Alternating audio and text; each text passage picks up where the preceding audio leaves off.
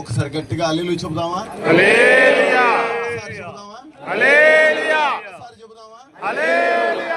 దేవునికి మహిమ కలుగును గాక.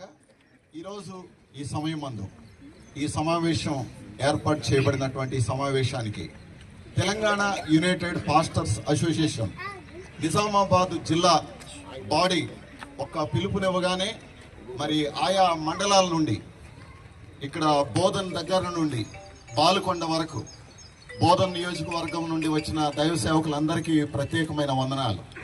అలాగే నిజామాబాదు అర్బన్ నియోజకవర్గం నుండి వచ్చిన దైవ సేవకులందరికీ కూడా ప్రత్యేకమైన వందనాలు. ఆర్మూర్ నియోజకవర్గం నుండి వచ్చిన దైవ సేవకులందరికీ కూడా ప్రత్యేకమైన వందనాలు.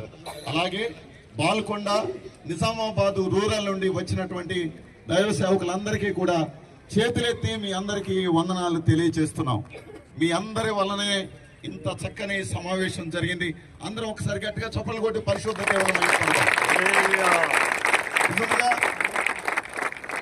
ఈరోజు ఏర్పాటు చేయబడినటువంటి సమావేశంలో ఈ యొక్క అధ్యక్షత వహించి నడిపిస్తున్న మన సిఎస్ఐ తల్లి సంఘం వారికి కూడా ప్రత్యేకమైనటువంటి వందనాలు. ఒకసారి అందరం కలిసి చప్పట్లు కొట్టి దేవుని మహిమపడదాం.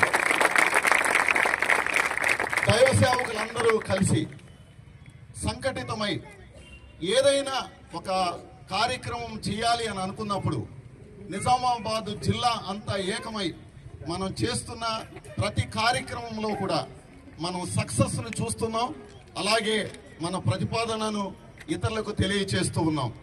ఆ క్రమంలోనే ఈరోజు ఈ సమావేశం ఎందుకోసం ఏర్పాటు చేశామో మనందరికీ తెలుసు.